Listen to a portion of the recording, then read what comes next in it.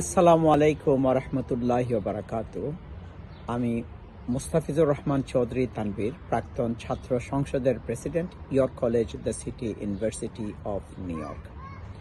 আমার আজকের টপিকসটা হলো যে সমস্ত স্টুডেন্ট আমেরিকাতে গ্র্যাজুয়েশন করতেছে বা ইউরোপে গ্র্যাজুয়েশন করতেছেন, তারা একটা কমন প্রবলেম ফেস করতেছেন। কমন প্রবলেমটা হলো যে আপনারা অনেক পয়সা দিয়ে এই গ্র্যাজুয়েশন করতেছেন, পড়ালেখা করতেছেন, কিন্তু যখন স্পেশালি ফরেন স্টুডেন্ট বা লোকাল স্টুডেন্ট যারা আছেন গ্র্যাজুয়েশন করতেছেন, কিন্তু যখন কলেজে ভালো ভালো কলেজে জর্জ ওয়াশিংটন বা ইয়েল বা ডিফারেন্ট কলেজে জর্জ মেসন, ভিটেক ইত্যাদি ডিফারেন্ট কলেজে ভালো ভালো কলেজে থেকে গ্র্যাজুয়েশন করতেছেন, কিন্তু একটা কমন মিস্টেক সবাই ফেস করতেছেন, যেটা অনেক প্যারেন্টস আমাকে রিচ আউট করতেছেন। Being a CEO of a company, অনেক প্যারেন্টস রিচ আউট করতেছেন চাকরির জন্য, ইত্যাদির জন্য, পরামর্শের জন্য।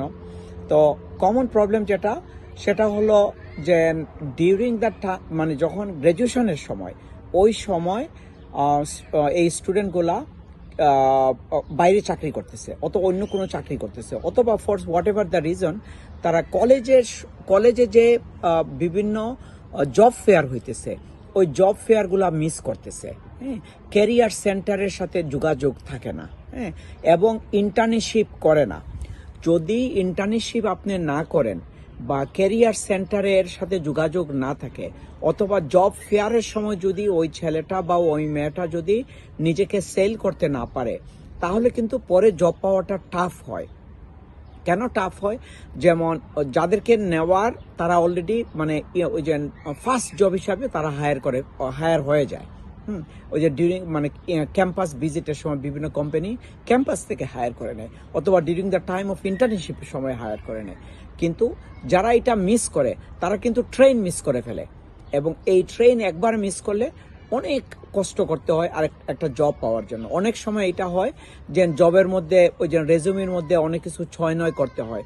এই 6-9 অনেক স্টুডেন্ট আছে যারা ওইটা করতে ভালো পায় না, এবং দিস ইজ রাইটলি সো, যে করতে চায় না। স্পেশালি আমেরিকান বর্ন বা এখানে বড় হয়েছে, it's not easy for them to মানে write something in the resume, তারা যেটা করে নাই। তো এদের সবার জন্য আমার অ্যাডভাইস হবে যে আপনারা সবাই রেডি থাকবেন, যে ক্যাম্পাসে যখন জব ফেয়ার হবে, এই জব ফেয়ারেই আপনাকে চাকরি নিতে হবে। আর যদি আপনার ইন্টার্নশিপ হয়, you give your utmost so that তারা ওই কিসের সময় ইন্টার্নি শেষ হওয়ার পরে আপনাকে রেখে দেয়, জব অফার করে। সো এটা ভেরি ইম্পর্টেন্ট, এইটা প্যারেন্টসরা খেয়াল রাখেন যে জব ফেয়ারের সময় যারা কলেজে পড়তেছে, প্রতিটা কলেজের ক্যারিয়ার সেন্টার জব ফেয়ার ব্যবস্থা করে, অথবা যেমন জ্যাকবি সেন্টার ইত্যাদি কিউনিতে, যেটা সিটি ইউনিভার্সিটি অফ নিউ ইয়র্কের কি যেটা জব ফেয়ার হয়, Jacob centre or something like that.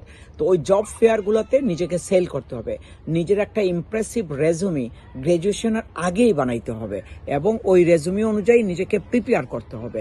ছোট ছোট টুলস শিখতে হবে, ওই যে প্রেজেন্টেশন শিখতে হবে, যেগুলো স্কিল দরকার যে পজিশনের জন্য, যে রোলের জন্য, ওগুলো শিখতে হবে, এবং ওই সময় ওইটাকে সেল করতে হবে।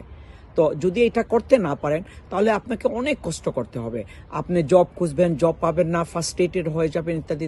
এটা ইজি ওয়ে আউট হলো, আপনি কলেজে থাকবেন সময় আপনাকে জব ফেয়ার, ক্যারিয়ার সেন্টার এইগুলোর সাথে যোগাযোগ করতে হবে, জব ফেয়ারে আপনাকে জব পাওয়ার চেষ্টা করতে হবে, এবং ইন্টার্নশিপ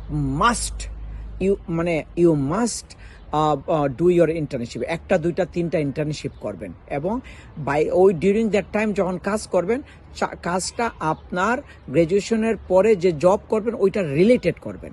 ঠিক আছে? আসসালামু আলাইকুম ওয়া রাহমাতুল্লাহি ওয়া বারাকাতুহু। আমি ইংলিশে সেম জিনিস বলবো সবার জন্য, কিন্তু আমি মনে করলাম বাংলাদেশিদের জন্য এটা বলা উচিত। আসসালামু আলাইকুম ওয়া রাহমাতুল্লাহি ওয়া বারাকাতুহু।